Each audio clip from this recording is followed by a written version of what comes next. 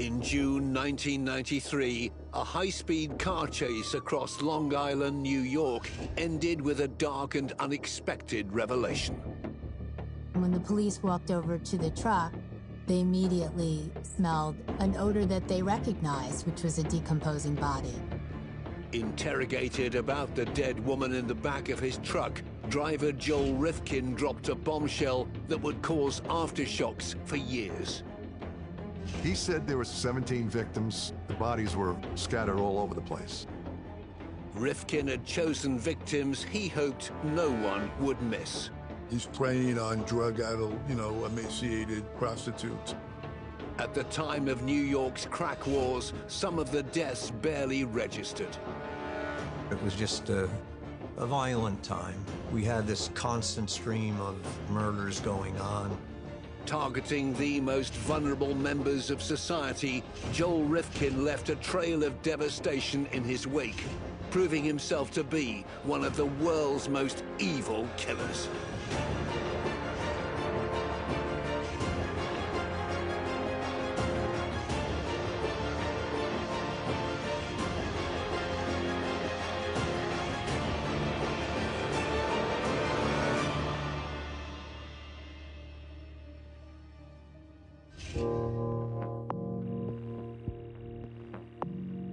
When Joel Rifkin crashed onto their radar, law enforcement had no idea how big the case would become. We arrested the serial killer with the body in his car, and then it expanded from there. New York State Police Captain Walter Heesh found himself leading the investigation into more than a dozen potential homicides. The investigation stretched for many, many months. We had to corroborate his account of the many bodies that he dumped. Nothing about Joel Rifkin had warned the world of the evil he was capable of. Retired detective Robert Mladinich briefly went to college with Rifkin and would later visit him behind bars to learn more about the enigmatic killer. Joel didn't incrementally develop into a serial killer. There was no history of mindless vandalism as a child. There was no history of him torturing insects or bugs or frogs. He was just this rather listless, uncertain, unhappy loner. From a quiet, unpopular child to one of America's most notorious murderers, Joel Rifkin's story is seared into the memory of the investigators who brought him to justice. The state police wasn't looking for a serial killer. The serial killer found us.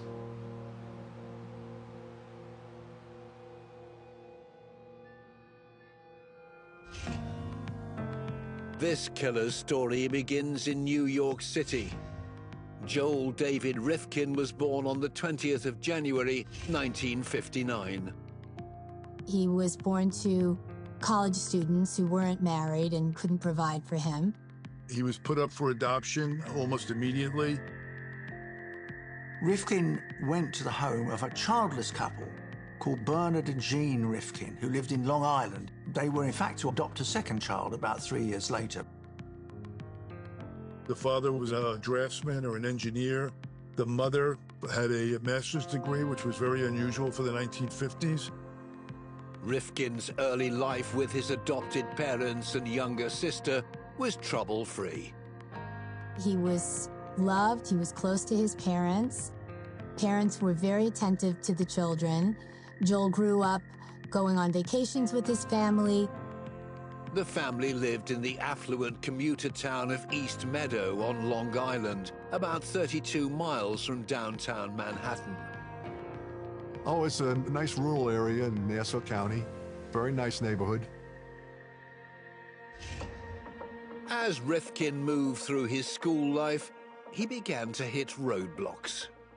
He went to local public schools. His parents were very focused on education, but to their disappointment, Joel was never a good student. He always struggled in school.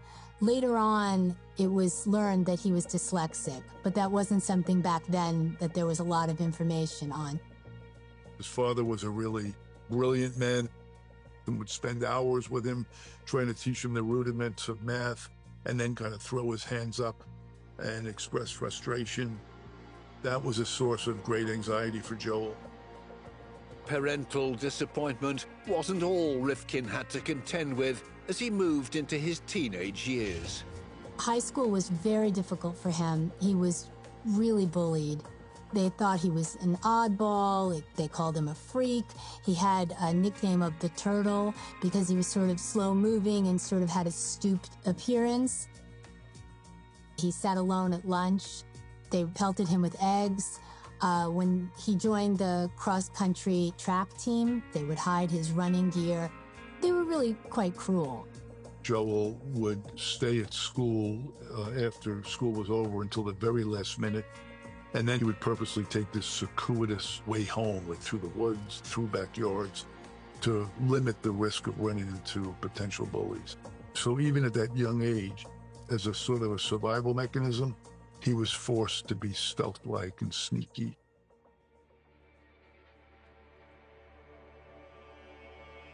I think it's pretty well proven that, incessant bullying over the years, the steady degradation, humiliation, just wreaks havoc on your emotional development to make you hateful, resentful, self-loathing.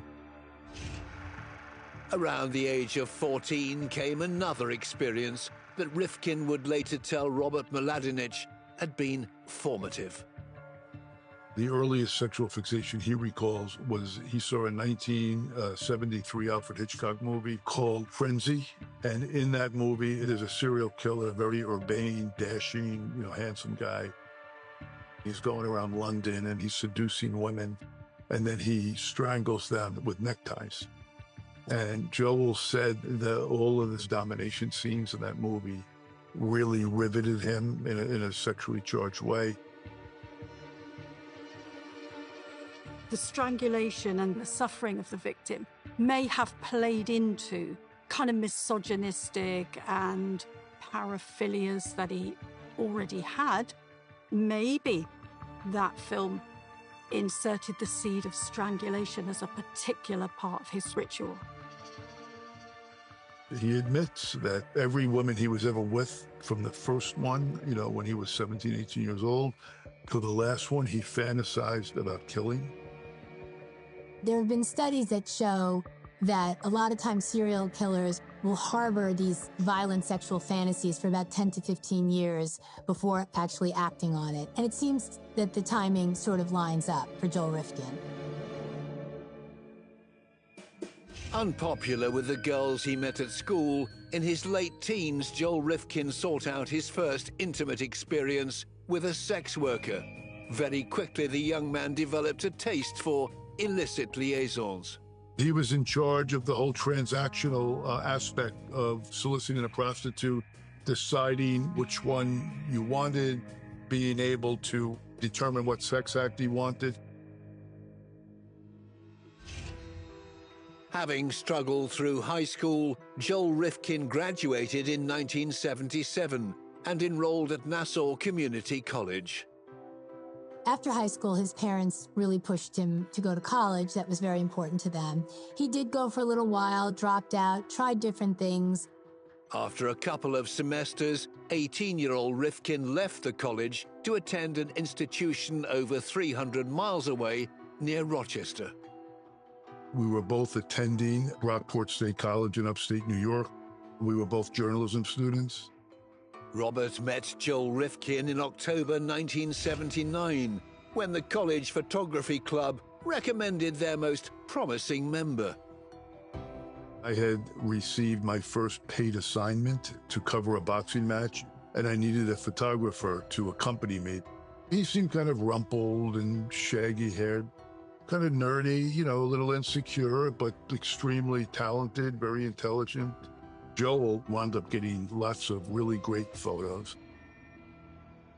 For a couple of months, Robert felt like his new friend had a glorious future mapped out.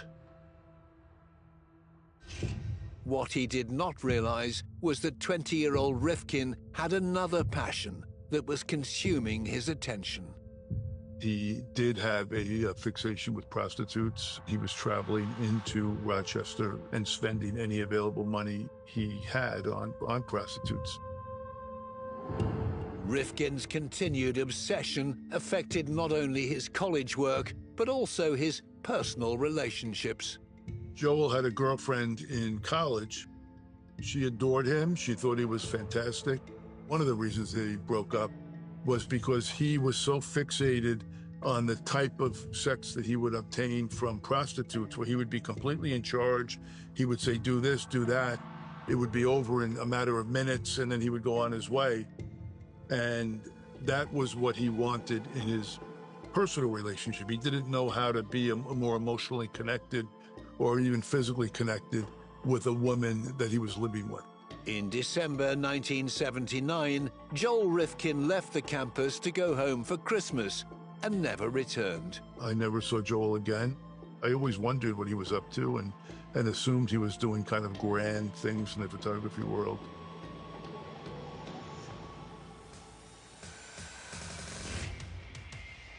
Robert's dreams for his friend's career could not have been further from reality. The next time Joel Rifkin made the headlines, it would be for all the wrong reasons.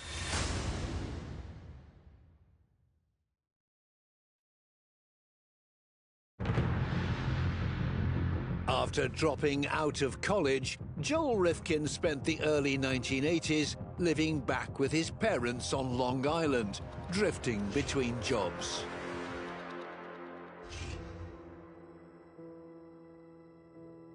He started a landscaping business, and his mother at that point was excited about it, hoping that this was going to be an avenue for him. But it really didn't take off. He was not very focused on it, didn't do such a good job. People just never called him back.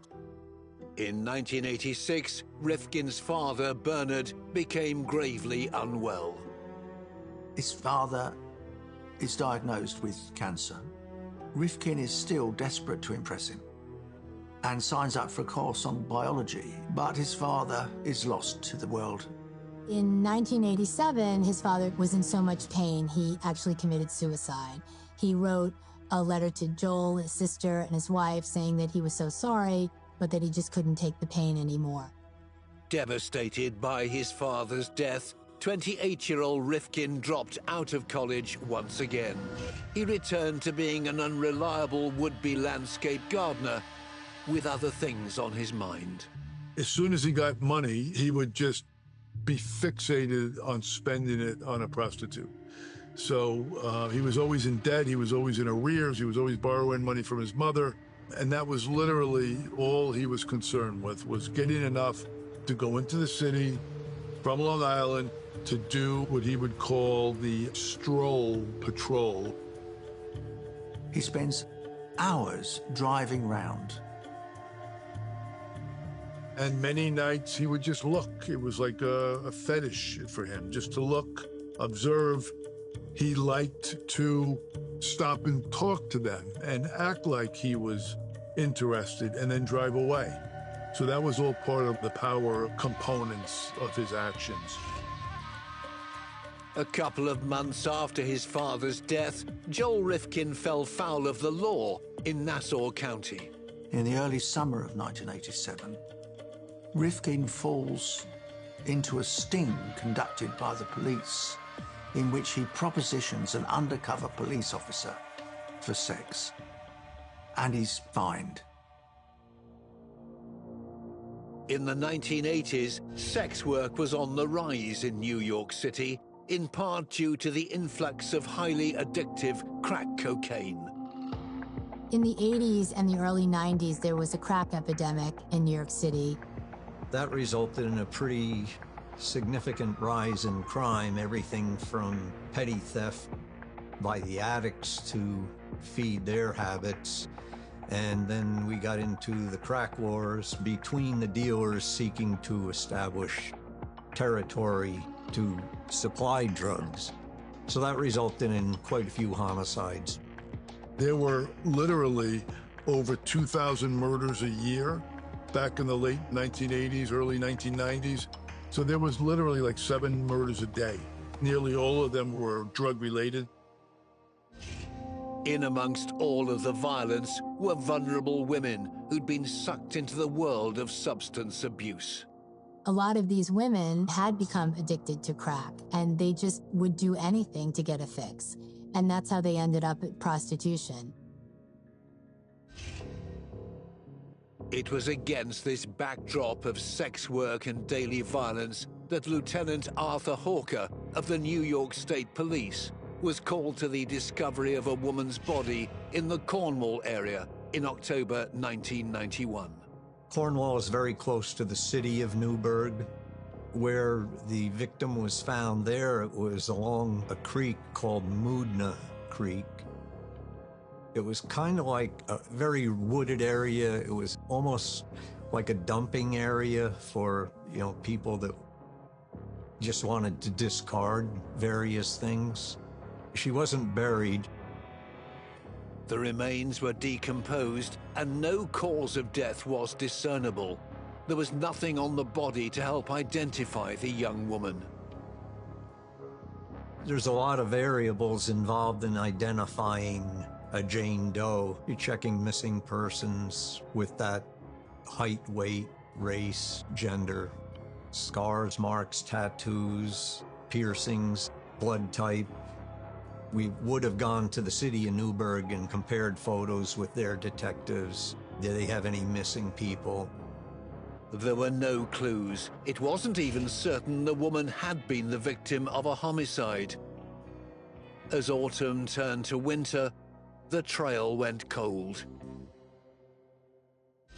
The following spring, 33-year-old gardener Joel Rifkin was still living in East Meadow, Long Island, with his mother and sister. His life was a secretive one. Later on, when they interviewed his mother, she said he just came and went. They never checked up on him, didn't know what he was doing. Rifkin still dabbled in gardening, keeping his equipment in the family garage. His mother and his sister were forbidden from going into that garage. They never asked why, just like they were forbidden from going into his room at home. In the late spring of 1992, Lieutenant Hawker was called to the scene of another suspicious death, this time in the Putnam County area of New York State. On May 25th, 1992, the partially nude female body was located off a secondary road from Interstate 84, and this was close to the state of Connecticut border. And as a result of that, there was concern that she was not a local, and the local sheriff's office asked the state police to investigate the death. The female body was partially clothed. I don't recall that there was any effort to conceal other than to leave her in the weeds along the road. She was not decomposed or anything like that. It appeared to me to be fairly recent. An autopsy revealed the woman had been strangled to death, but efforts to identify her were initially unsuccessful. The one distinguishing detail that I recall from the scene was that an earring was missing. 2 months later, a woman saw a picture of the unidentified victim on a flyer at the New York City Police HQ in Manhattan. It was her 33-year-old daughter, Anna Lopez. She had been a missing person from New York City area. Her mother described her as a really gregarious, happy, outspoken child. In her late teens, Anna's life had taken a wrong turn. She'd become addicted to drugs, was homeless, and had resorted to sex work.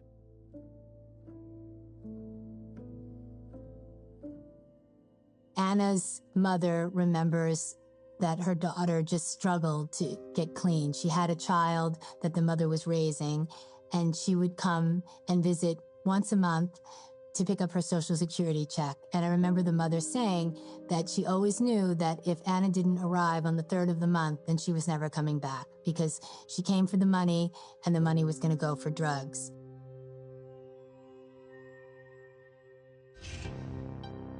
That month, July 1992, the bodies of 3 more young women were found in New York City's rivers and canals. All were badly decomposed, none were identifiable. Police assumed the murders were drug-related. 4 months later, another woman was found in a New York river. Jenny Soto's body washed up in November 1992 in a Harlem waterway. She was wearing only a t-shirt when she was found. Jenny Soto lived in Brooklyn, and she had a big family and was very close to them. She had younger siblings. She used to tell them, don't do drugs, don't even drink, because once you drink, you'll smoke pot, and then you'll just keep continuing. But sadly, she didn't follow her own advice and ended up with a boyfriend that introduced her to drugs, and she became a drug addict. And then ultimately started working as a prostitute to support her habit. But Jenny Soto really had dreams. She wanted to be a dancer. She had a group that she was rehearsing with, and she talked a lot about it. She really wanted to make something of herself. An autopsy showed that though Jenny had fought her attacker, leaving his skin under her fingernails, her killer had succeeded in strangling her to death before pushing her off a cliff into the Harlem River. No one knew who killed Jenny Soto, and the family went to the police multiple times and said that they felt that the police didn't care because they just wrote her off. She was a prostitute, and they just didn't take her case seriously. Despite the discovery of so many women murdered and dumped in bodies of water around the city, no one linked the deaths. Nobody was saying, you know, we have a serial killer on the loose. Back then, there was not a lot of computer interaction between the 5 boroughs of New York City. Today, an instant connection would be made. But back then, if something happened in the Bronx or Manhattan, Staten Island, Brooklyn, Queens, there was no linkage between them. The killings joined the long list of unsolved murders plaguing New York. But just a few months later, a routine traffic stop would lead to a high-speed chase which would take a macabre turn, blowing the cold cases wide open.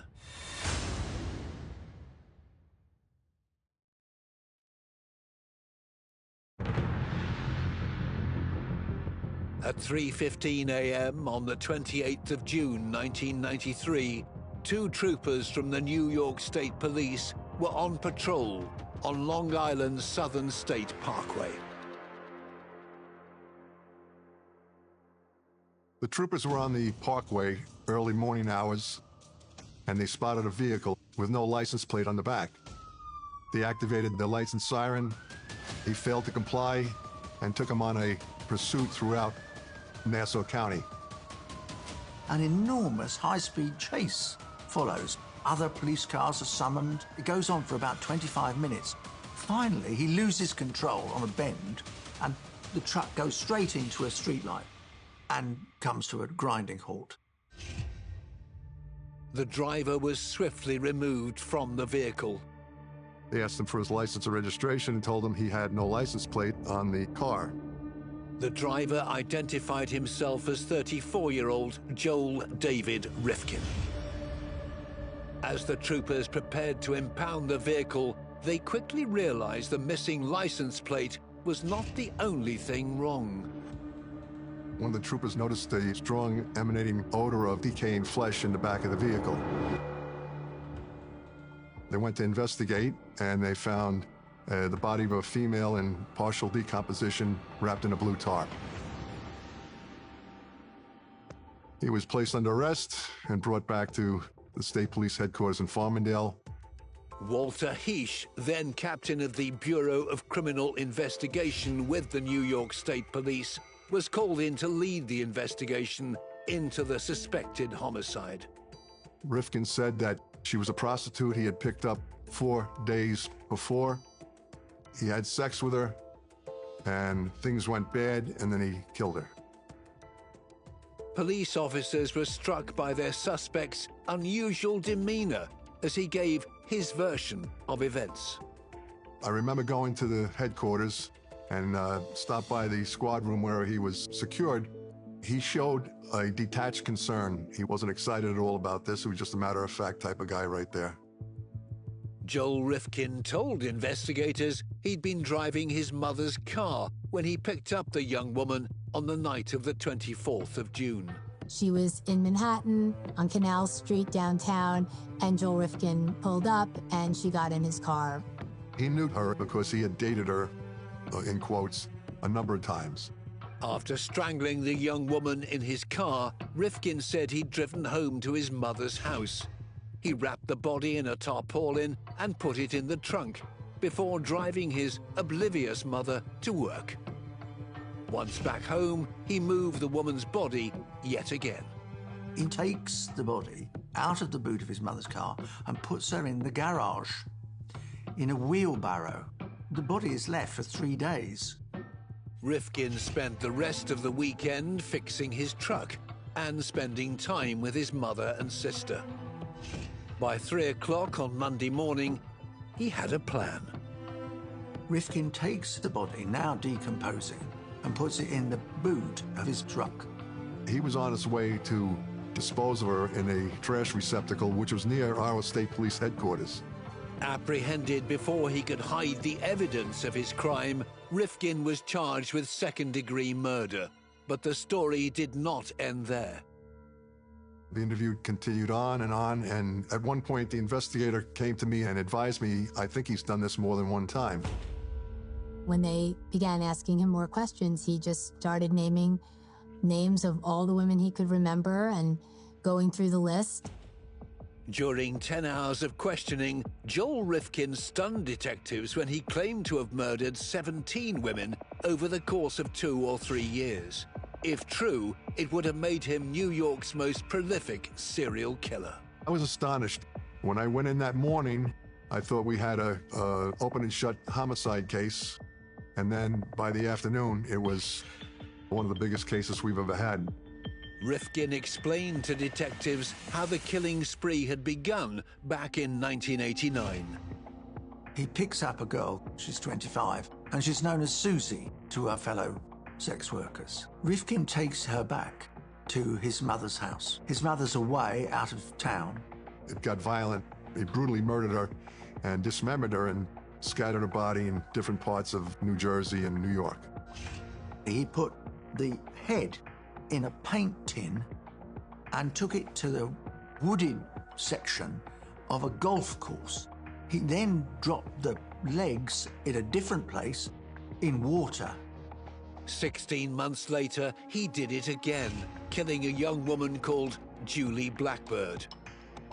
By his third killing in July 1991, Rifkin had developed a murderous routine, which he'd repeat every few weeks or months, driving around the city, selecting his victims.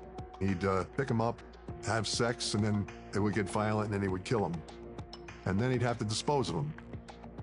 In the early days, he would dismember them. Later on, he decided that was too messy, he told investigators. So then he would just take the bodies and dump them in various places. He was very meticulous with the first few, but then eventually he would just put them in barrels in the Hudson River or put them in a dumpster, throw them somewhere on the side of the road. He just got a little reckless towards the end, and I think that's why he got caught. Years later, Rifkin would explain another element of his routine to old friend Robert Mladinich.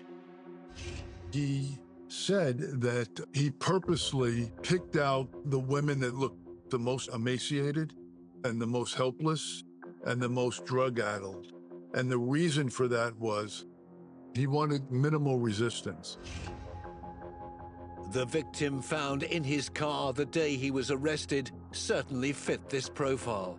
Rifkin didn't know her name, so detectives took steps to find out who the woman was.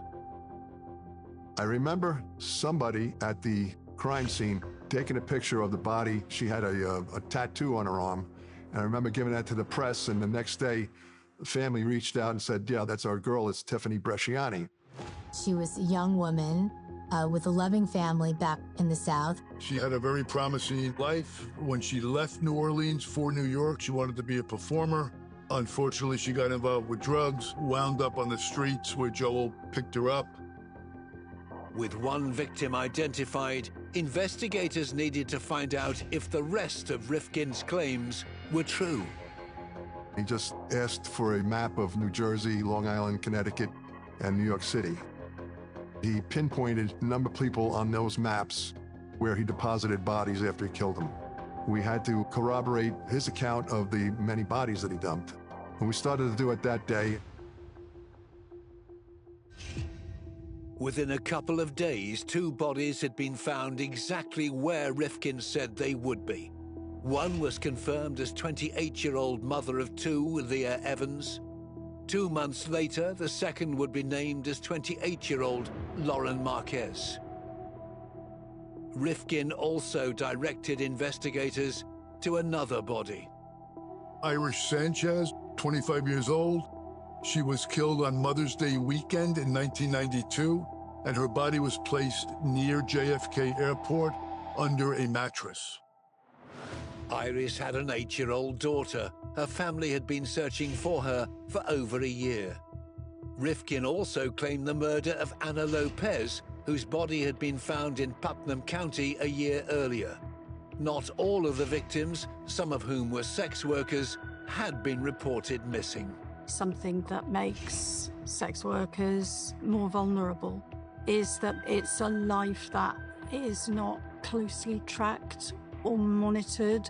If there's addiction in their lives, that makes it even more chaotic. They might not have stable people in their lives who they see every day. So when they go missing, sometimes it's not noticed for quite a long time.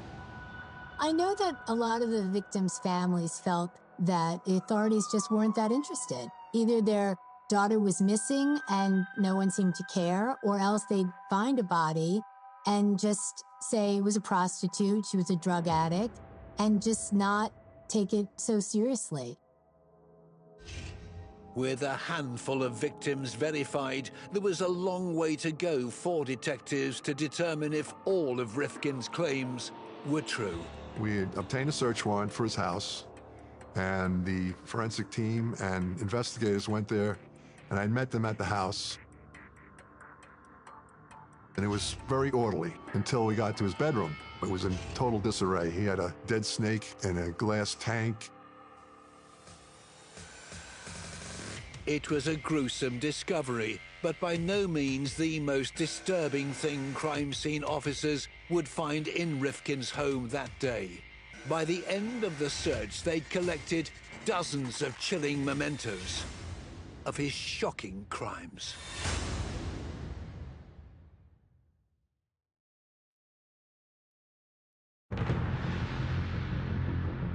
In July 1993, the home where 34-year-old Joel Rifkin lived with his mother on Long Island, New York, was searched inch by inch.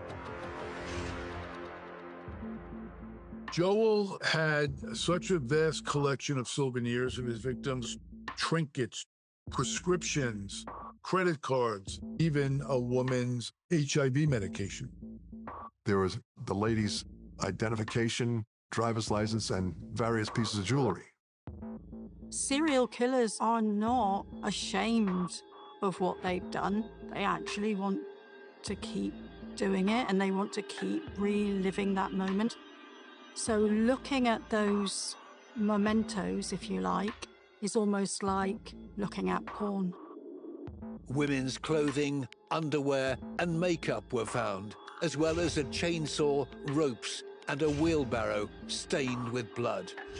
The trophies found in Rifkin's home were invaluable in identifying more of his victims. The investigators found a gold earring that Joel Rifkin had taken from Ana Lopez, and that was another way they identified for sure that he had been the one to kill her. The earring matched the one Lieutenant Hawker had found on Anna's body in May 1992. The crime scene technicians also found a driving license belonging to a woman called Mary Ellen DeLuca, the victim whose body had been found in Cornwall, New York in October 1991.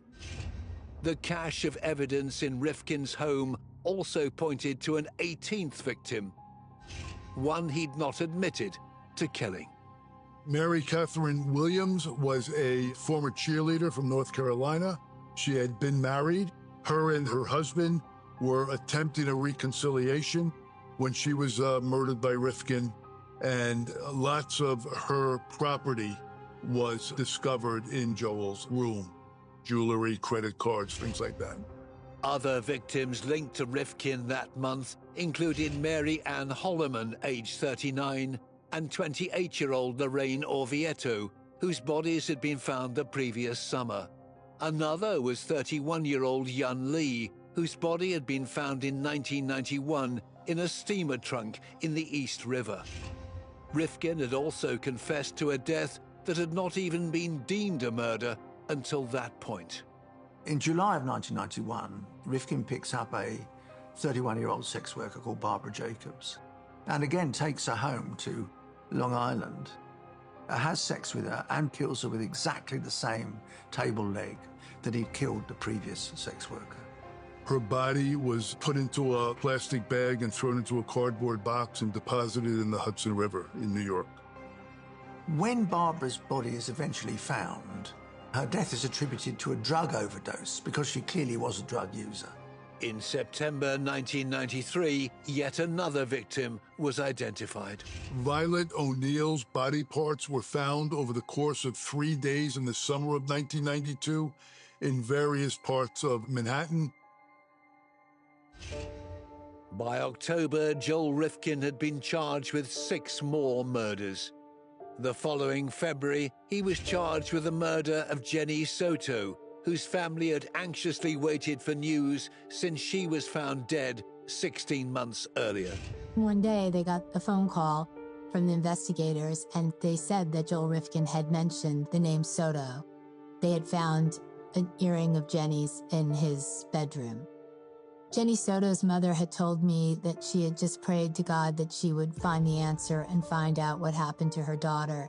And when she got the call about Joel Rifkin, she said it came right between her birthday and Jenny's birthday, and she decided that God had at least answered that prayer for her, so that she at least knew what happened to her daughter.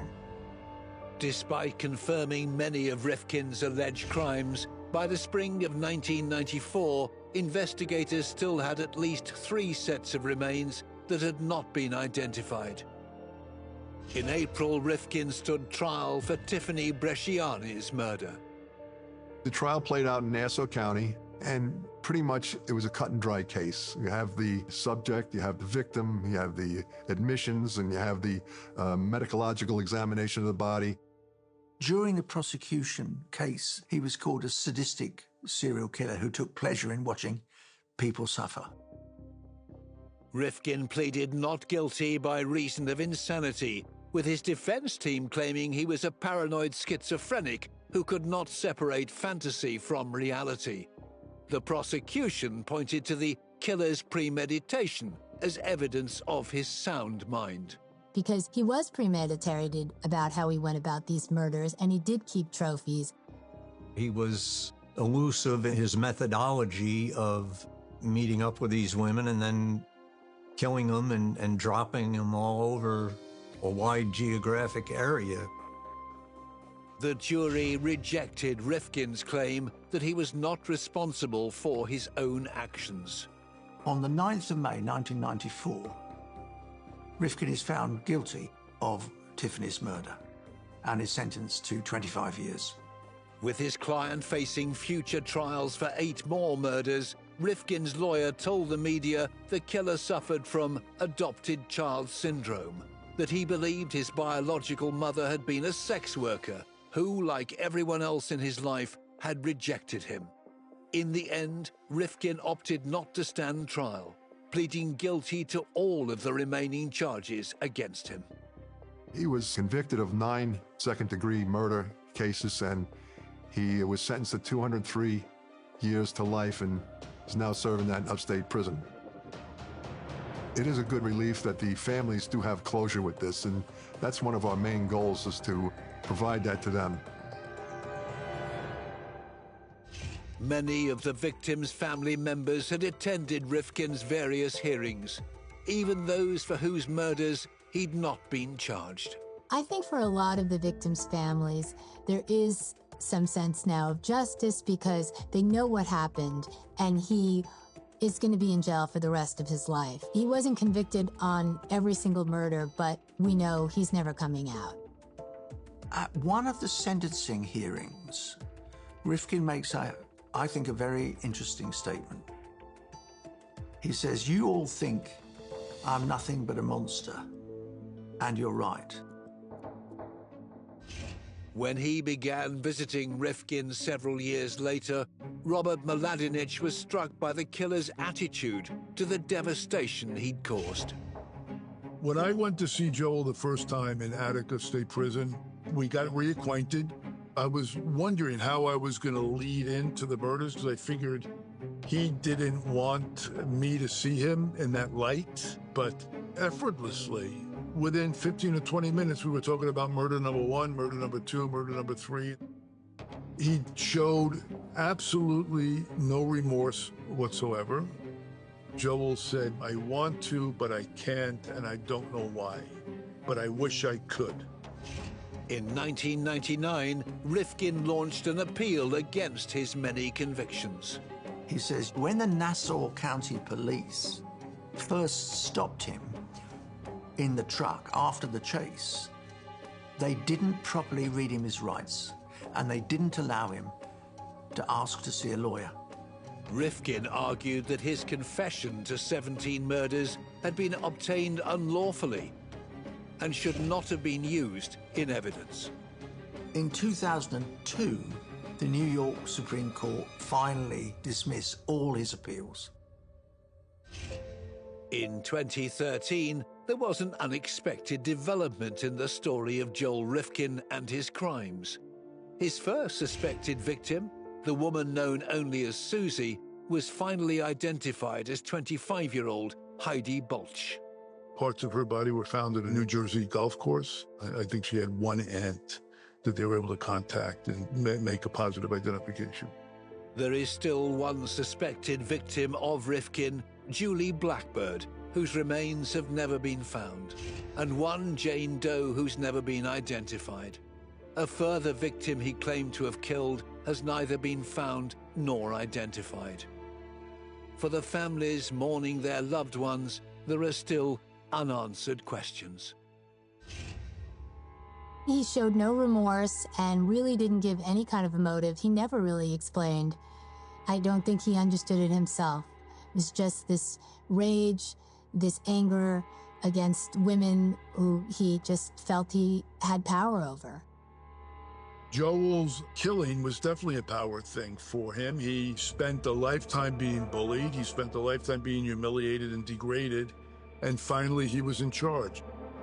And I think that when he was finally caught, at that point, he actually had something that was special about him. He could say, you know, I was the most prolific serial killer in New York.